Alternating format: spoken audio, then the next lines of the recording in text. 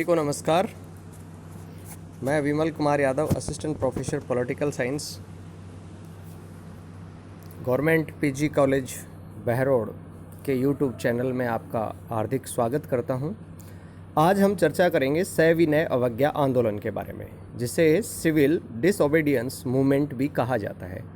ये टॉपिक जो है वो BA final, BA second year, MA previous और एमए फाइनल, इन सभी के लिए तो उपयोगी है ही।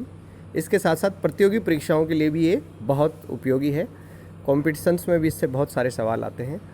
बीए सेकेंड ईयर के अंदर जो भारतीय शासन और राजनीति पुस्तक है, एमए प्रीवियस में और एमए फाइनल में जो महात्मा गांधी वाला जो पेपर है, जिसके अंदर गांधीयन थॉट्स है, उसके लिए बहुत उपयोगी है। तो आज हम चर्चा करेंगे महात्मा गांधी के सविनय अवज्ञा आंदोलन के बारे में। सबसे पहले अपन बात करते हैं 1923 से 28 में जो भारत की राजनीति थी, उसमें तीन प्रमुख स्थितियां उत्पन्न हुई थी। एक तो मोतीलाल नेहरू व चित्तरंजन दास की अध्यक्षता में स्वराज्य दल की स्थापना हुई, दूसरा और उसका बड़े पैमाने पर विरोध किया गया, और तीसरी जो घटना हुई वो थी मोतीलाल नेहरू कमेटी की रिपोर्ट। मोतीलाल नेहरू कमेटी की जो रिपोर्ट थी, उसने ये साबित करके दिखाया था कि भारतीयों में भी संविधान निर्माण करने की क्षमता है। मोतीलाल नेहरू कमेटी की रिपोर्ट में औपनिवेशिक स्वराज्य की मांग की गई थी। इसका तात्पर्य ये है कि ब्रिटिश साम्राज्य के अधीन ही स्वराज्य की बात उसमें की गई थी। यद्यपि कांग्रेस का जो युवा नेतृत्व था, उसमें इस बात को लेकर गंभीर असंतोष था कि हम पूर्ण स्वाधीनता की मांग करें, न कि ब्रिटिश साम्राज्य के तहत स्वराज्य की मांग करें। कांग्रेस के इस युवा धड़े का नेतृत्व सुभाष चंद्र बोस और पंडित जवाहरलाल नेहरू कर रहे थे। लेकिन गांधी जी ने देखा कि युवा धड़े में और पुराने लोगों में जब विरोध बढ़ रहा है, तो उन्होंने मध्यस्थता की पेशकश की और उन्होंने एक सुझाव ये दिया कि यदि 31 दिसंबर 1929 तक ब्रिटिश सरकार और ब्रिटिश संसद कमेटी की रिपोर्ट को स्वीकार करती है और भारत की राजनीतिक स्थिति के अंदर कोई परिवर्तन नहीं करती, तो कांग्रेस जो है वो करबंदी की सलाह को स्थगित कर देगी। अन्यथा यदि ब्रिटिश साम्राज्य मोतीलाल नेहरू कमेटी की रिपोर्ट को स्वीकार नहीं करता, तो अहिंसात्मक असहयोग आंदोलन चलाया जाएगा। और इसके लिए अल्टीमेटम की जो डेट थी वो लास्ट दी गई 31 दिसंबर 1929 तक। इंग्लैंड के अंदर मई 1929 में चुनाव हुए, लेबर पार्टी यानी मजदूर दल की सरकार भी आई और भारत को इससे बहुत आशाएं थी, लेकिन कोई स्थिति में बदलाव नहीं आया। मजदूर दल की सरकार आने के बावजूद भारत में राजनीतिक प्रतिनिधित्व की स्थितियों में कोई बदलाव नहीं हुआ। दिसंबर 1929 में कांग्रेस का अधिवेशन लाहौर में हुआ और उस अधिवेशन के जब देखा कि 31 दिसंबर 1929 तक ब्रिटिश सरकार उनके प्रस्ताव को स्वीकार करने की स्थिति में नज़र नहीं आ रही, ऐसा कोई लग नहीं रहा कि वो स्वीकार करेंगे, तो 31 दिसंबर 1929 को लाहौर में रावी नदी के किनारे रात 12 बजे तिरंगा झंडा फहराया गया और उसमें पूर्ण स्वतंत्रता का प्रस्ताव पारित किया गया। यानी पहले हम मांग करते थे कि ब्रिटिश साम्राज्य के तहत ही हमें स्वराज्य दे दिया जाए, लेकिन अब मांग की गई कि हमें पूर्ण स्वतंत्रता चाहिए। ये कॉम्पिटिशन में भी कई बार आता है कि पूर्ण स्वतंत्रता का या पूर्ण स्वाधीनता का प्रस्ताव कब पारित हुआ? 31 दिसंबर 1929 को कांग्रेस के लाहौर अधिवेशन में। इसके अंदर एक बात ये थी कि कांग्रेस ये घोषित करती है कि वर्तमान स्थिति में कांग्रेस का गोलमेज सम्मेलन में भाग लेना निरर्थक है और स्वराज्य का मतलब होगा अब पूर्ण स्वाधीनता। और उसने ये अनुरोध भी किया कि कांग्रेस अपने सदस्यों को और जो व्यक्ति राष्ट्रीय आंदोलन में लगे हुए हैं उनसे ये अनुरोध करती है कि वो सारा से ये भी किया गया कि हर साल 26 जनवरी को स्वतंत्रता दिवस मनाया जाएगा। भारतीय जनता का जन्मसिद्ध अधिकार स्वतंत्रता को घोषित कर दिया गया। इस समय देश की जो आंतरिक स्थिति थी वो बेहद खस्ता हालत थी। पूरा विश्व आर्थिक मंदी के दौर से गुजर रहा था और भारत की राजनीतिक और आर्थिक हालात बहुत दयनीय थे। खेती की जो उपज थी उसके भाव 50% से ज़्यादा गिर गए थे। किसानों के पास एक गज कपड़ा और एक बोतल लैंप का तेल खरीदने के पैसे भी नहीं थे, और वो टैक्स देने में, लगान देने में और अपना कर्ज चुका पाने में असमर्थ थे। इस समय सरकार ने रुपये की कीमत जो थी वो 16 पेंस से बढ़ाकर 18 पेंस कर दी। इससे इंग्लैंड को तो फ़ायदा हुआ, लेकिन भारत के उद्योगपतियों को बड़ा नुकसान हुआ। तो उद्योगपति जो थे उन्होंने कांग्रेस का समर्थन करना शुरू कर दिया और बहुत ज़्यादा दान उन्होंने, के अलावा मजदूर संगठन जो थे वो भी सरकार विरोधी होते जा रहे थे, क्योंकि सरकार ने क्या किया कि 27 जो उनके श्रमिक नेता थे उनको गिरफ्तार करके लंबा कारावास दे दिया था। तो कहने का मतलब कृषक वर्ग, श्रमिक वर्ग, उद्योगपति, व्यापारी, ये सब उससे असंतुष्ट थे, और भारत का युवा वर्ग जो था उसमें तीव्र असंतोष था। खासकर राजगुरु, सुखदेव, भगत सिंह, बटुकेश्वर दत्त के जो क्रांतिकारी कार्य थे उनके कारण राजनीतिक वातावरण बहुत उत्तेजनापूर्ण था। गांधी जी जो थे उनको इस बात का अंदाज़ा हो गया कि यदि शीघ्र ही कोई हिंसात्मक आंदोलन नहीं किया तो भारत में हिंसक क्रांति शुरू हो जाएगी। तो गांधी जी ने इस स्थिति को नियंत्रित करने का प्रयास किया। 26 जनवरी 1930 को हर गांव, हर कस्बे में स्वतंत्रता दिवस बड़े उत्साह के साथ मनाया गया। 14 से 16 फरवरी 1930 को साबरमती गुजरात में कांग्रेस वर्किंग कमेटी की बैठक हुई और उसमें महात्मा गांधी को सविनय अवज्ञा आंदोलन प्रारंभ करने का पूर्ण अधिकार दे दिया गया। गांधी जी जो थे वो ब्रिटिश सरकार को और वायसराय को एक मौका देना चाहते थे आंदोलन शुरू करने से पहले। तो उन्होंने, उनका जो एक अखबार आता था यंग इंडिया, ये कई बार एग्जाम में भी आता है कि यंग इंडिया पुस्तक के लेखक कौन है, लाला जो अखबार आया उसके लेखक कौन थे, उसके संपादक थे महात्मा गांधी। तो उन्होंने एक लेख लिखा और उसमें 11 शर्तें वायसराय को बताई कि अगर ब्रिटिश सरकार इन 11 शर्तों को मान ले तो सविनय अवज्ञा आंदोलन प्रारंभ नहीं किया जाएगा। 11 शर्तें कौन सी थी? पहली, पूर्ण नशाबंदी हो। दूसरी बात, मुद्रा का जो एक्सचेंज है उसमें 1 रुपया 1 शिलिंग और 4 पेंस के बराबर माना जाए। तीसरी, मालगुजारी आदि कर दी जाए और उसे विधानमंडल के कंट्रोल में रखा जाए। चौथा, नमक पे जो टैक्स लगाया जाता है वो बंद किया जाए। पांचवा, जो ब्रिटिश सरकार सैनिकों के ऊपर बहुत ज़्यादा व्यय कर रही है उसे आधा किया जाए। छठा, जो बड़े बड़े शासन के अधिकारी थे, नौकरशाह थे, उनका वेतन आधे से कम कर दिया जाए, शासन के व्यय में कमी की जाए। सातवां, विदेशी वस्त्रों पर जो टैक्स लगाया जाता है, जो टैक्स नहीं लगता, जो ब्रिटेन से जो कपड़ा आता था उस पर टैक्स नहीं लगता था, उन पर तटकर लगाया जाए ताकि भारत के जो देसी उद्योग धंधे हैं उनको संरक्षण प्राप्त हो सके। और आठवां, तटीय व्यापार संरक्षण कानून पारित किया जाए। नौवां, मर्डर या अटेम्प्ट टू मर्डर यानी हत्या या हत्या के प्रयास में जो बंदी जेल में बंद हैं उनको छोड़कर बाकी सभी राजनीतिक बंदियों को रिहा कर दिया जाए, उनके मुकदमे वापस ले लिए जाएं और जिन लोगों को भारत से बाहर निष्कासित कर दिया गया है उन सबको आने दिया जाए।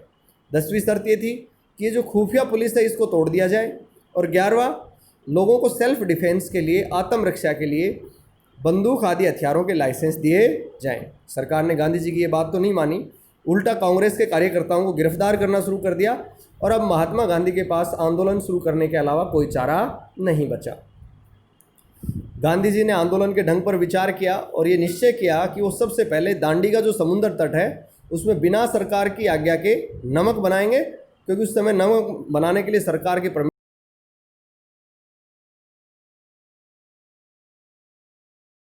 बनाऊंगा और इस कानून का उल्लंघन करूंगा, यानी विनय पूर्वक अवज्ञा ब्रिटिश कानूनों की जाएगी। 11 मार्च 1930 को साबरमती का जो आश्रम था उसके पास जो मैदान था उसमें 75,000 व्यक्ति इकट्ठे हुए और उन्होंने ये प्रण लिया कि जब तक भारत आज़ाद नहीं हो जाता न तो हम चैन की सांस लेंगे न सरकार को चैन से रहने देंगे। 12 मार्च 1930 को महात्मा गांधी की दांडी यात्रा प्रारंभ हुई। ये क्वेश्चन कई बार एग्जाम में आ चुका कि दांडी यात्रा कब प्रारंभ हुई। 12 मार्च 1930 को गांधी जी ने अपने 79 जो कार्यकर्ता थे, 79 जो कार्यकर्ता थे उनको साथ लेकर साबरमती आश्रम से दांडी की यात्रा की। लगभग 200 मील की जो दूरी थी वो 24 दिन में तय की गई और ये एक महान आंदोलन का महान प्रारंभ थी। उसमें सबसे आगे आगे सरदार वल्लभ भाई पटेल थे। उन्होंने भारतीय जनता को महात्मा गांधी जी के स्वागत के लिए और आगमन के लिए तैयार किया।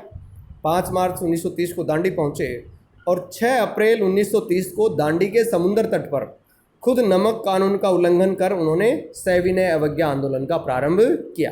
अभी क्वेश्चन आता है, सविनय अवज्ञा आंदोलन कब प्रारंभ हुआ? 6 अप्रैल 1930 को। तो ये 6 अप्रैल 1930 आपको करना है, कई बार कॉम्पिटिशन में ये आता है। अब सविनय अवज्ञा आंदोलन का कार्यक्रम क्या रहा?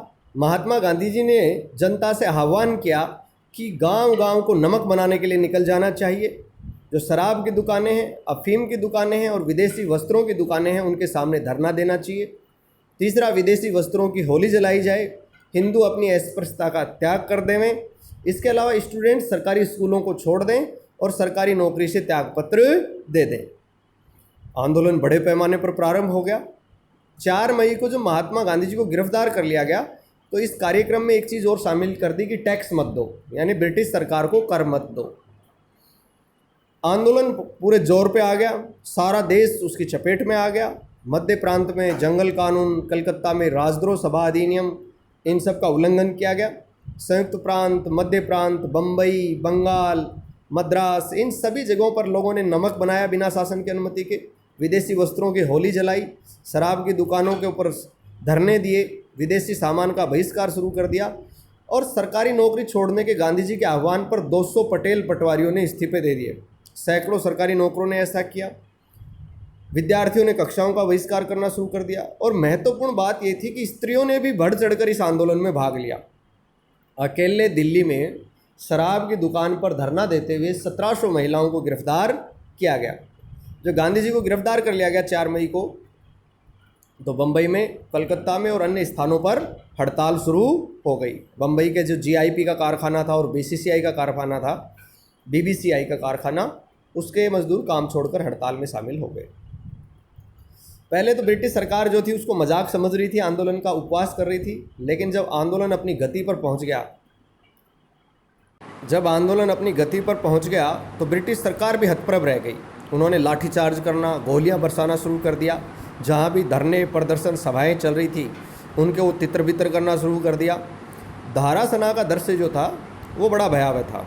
वहाँ 2500 स्वयं सेवकों ने नमक के गोदाम पर चढ़ाई की और हालात इतने हो गए खराब कि पीड़ा से कराते हुए ज़मीन जो आदमियों से पट गई, किसी का कंधा टूट गया, किसी की खोपड़ी टूट गई, लोगों के सफ़ेद कपड़े खून से तरबतर हो गए। एक अखबार आता था उस समय, न्यू फ्रीमैन, उसके संवाददाता थे वेब मिलर।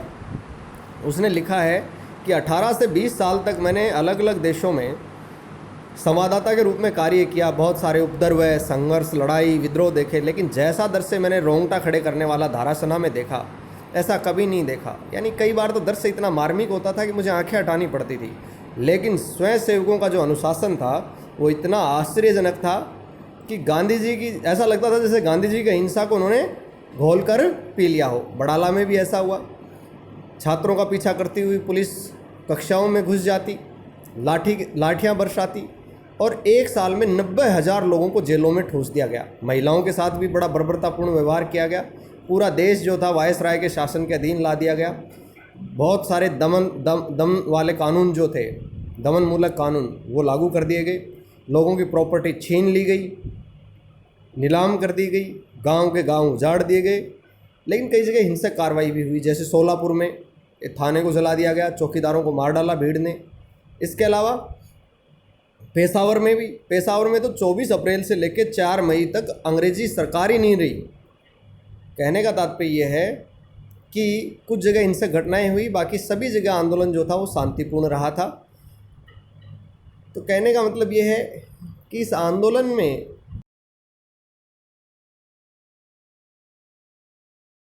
खुदाई खिदमतगार हों या स्वयं सेवक हों, सभी ने शांति बनाई रखी। एक जगह तो ये हुआ कि गढ़वाली जो प्लाटून थी उसने अपने निहत्थे देशवासियों पर गोली चलाने से इनकार कर दिया। लेकिन एक दुखद पहलू ये था कि उत्तर पश्चिमी सीमा प्रांत को छोड़कर मुसलमान जो थे वो इस आंदोलन से परे रहे। अब आंदोलन को विकराल होते देखकर ये सोचा गया कि इस समस्या का समाधान किया जाना चाहिए। जब साइमन कमीशन भारत आया तो उसने सुझाव दिया कि भारतीय समस्या का समाधान करने के लिए गोलमेज सम्मेलन आयोजित होना चाहिए। ये गोलमेज इसलिए कहते हैं क्योंकि लंदन के अंदर एक जो राउंड टेबल कॉन्फ्रेंस इसको बोलते हैं, एक बहुत बड़ी टेबल थी जिसके चारों तरफ वो बैठ जाते थे, तो उस राउंड टेबल के नाम पे इसको बोलते थे गोल मेज सम्मेलन। कांग्रेस ने इस पहले गोलमेज सम्मेलन का यद्यपि बहिष्कार किया था, लेकिन अंग्रेजी सरकार जो थी उसने तेज बहादुर स्प्रू और जयकर को कहा कि वो गांधी जी को मनाएं, नहीं तो गोलमेज सम्मेलन का कोई औचित्य नहीं रह जाएगा, भारतीय समस्या का कोई समाधान नहीं होगा। तो उन दोनों के प्रयासों से 5 मार्च 1931 को गांधी इरविन समझौता हुआ। उस समझौते के तहत महात्मा गांधी से अपील की गई कि वो आंदोलन को स्थगित करेंगे और दूसरे गोलमेज सम्मेलन में भाग लेंगे। गांधी जी ने कहा कि जितने भी भारतीयों को गिरफ्तार किया गया है उन्हें रिहा कर दिया जाए और लोगों की जो संपत्ति जब्त की है उसे वापस लौटा दी जाए। समझौते पर हस्ताक्षर हो गए, यानी ये वादा किया गया कि गांधी जी की बात मान ली जाएगी। दूसरा गोलमेज सम्मेलन जो सितंबर 1931 में हुआ, उसमें महात्मा गांधी जो थे कांग्रेस के आधिकारिक प्रतिनिधि के रूप में शामिल हुए। गांधी जी ने खूब प्रयास किए भारतीय समस्याओं के समाधान के लिए, लेकिन एक तो ब्रिटिश शासन की हठधर्मिता और दूसरे मोहम्मद अली जिन्ना की सांप्रदायिक मानसिकता के कारण भारत की राजनीतिक समस्या का कोई समाधान नहीं निकला और बिना किसी समाधान के 1 दिसंबर 1931 को दूसरा गोलमेज सम्मेलन समाप्त हो गया, यानी ये असफल रहा। अब जो बात आती है, महात्मा गांधी वापस लौटते हैं दिसंबर 1932 में। वो देखते हैं कि यहाँ तो गांधी किया जा रहा है, गिरफ्तार लोगों को छोड़ा भी नहीं गया है, लोगों की प्रॉपर्टी जो हड़प ली गई थी वो वापस नहीं लौटाई गई है। तो गांधी जी ने सोचा कि अब दोबारा आंदोलन प्रारंभ करना पड़ेगा। गांधी जी ने पुनः आंदोलन शुरू किया, सविनय अवज्ञा आंदोलन। लोगों पर लाठीचार्ज किए गए, गोलियां बरसाई गई, सामूहिक जुर्माने किए गए और 1932 के अंत तक 2,20,000 राजनीतिक बंदी बना लिए गए। लेकिन सरकार का अत्यधिक दमन होने के कारण आंदोलन की शक्ति कम पड़ती जा रही थी। गांधी जी को 1932 में गिरफ्तार कर लिया गया था, लेकिन 8 मई 1933 को पुनः छोड़ दिया गया। गांधी जी ने 11 माह सप्ताह के लिए आंदोलन को स्थगित कर दिया गया और फिर 14 जुलाई 1933 को उन्होंने व्यक्तिगत सविनय अवज्ञा आंदोलन प्रारंभ किया। जन आंदोलन को रोक दिया गया जो 9 महीने चला और 7 अप्रैल 1934 को इसे स्थगित कर दिया गया। ये भी कॉम्पिटिशन में आता है कि व्यक्तिगत सविनय अवज्ञा आंदोलन गांधी जी ने कब शुरू किया। ये 14 जुलाई 1933 को शुरू किया और 7 अप्रैल 1934 को इसे स्थगित कर दिया गया। अब गांधी जी पर फिर आरोप लगे कि गांधी जी पीछे हट गए। जैसे चोरी चोरा कांड के कारण असहयोग आंदोलन वापस ले लिया था, ऐसे ही बिना किसी बड़ी सफलता के, बिना स्वतंत्रता प्राप्त किए उन्होंने सविनय अवज्ञा आंदोलन वापस ले लिया। लेकिन गांधी जी की सफलता ये थी कि उन्होंने आंदोलनों को जन आंदोलन में बदल दिया। कांग्रेस जो किसी कुलीन वर्ग की पार्टी हुआ करती थी उसे जन जन तक पहुंचा दिया और उसे स्वाधीनता संग्राम की प्रमुख पार्टी बना दिया। 1934 के बम्बई अधिवेशन में कांग्रेस ने प्रस्ताव पास करके कांग्रेसियों को धारा सभाओं में प्रवेश की इजाज़त दे दी। तीसरा गोलमेज सम्मेलन हुआ नवंबर 1932 में, लेकिन न तो गांधी जी ने भाग लिया, राष्ट्रीय कांग्रेस ने भाग नहीं लिया, मजदूर दल के द्वारा भी भाग नहीं लिया, इसलिए इसका कोई महत्व नहीं था। सरकार के जो चाटुकार लोग थे और राजभक्त लोग थे या जिनका इत्र मामला था, उन सब ने जो है इसमें भाग लिया। तो ये क्वेश्चन जो आता है, गांधी जी ने कौन से गोलमेज सम्मेलन में भाग लिया? दूसरे गोलमेज सम्मेलन में भाग लिया जो सितंबर 1931 से दिसंबर 1931 तक चला था। अब आपका असाइनमेंट यानी कल का जो होमवर्क है उसमें आपको ये क्वेश्चंस करके लाने हैं। पहला, 1930 में महात्मा गांधी के द्वारा संचालित सविनय अवज्ञा आंदोलन का वर्णन कीजिए। और दूसरा, सविनय अवज्ञा आंदोलन की पृष्ठभूमि क्या थी, उसके कार्यक्रम क्या थे और उसका महत्व क्या था। उम्मीद है आपको ये वीडियो पसंद आएगा। बहुत बहुत धन्यवाद, बहुत बहुत आभार।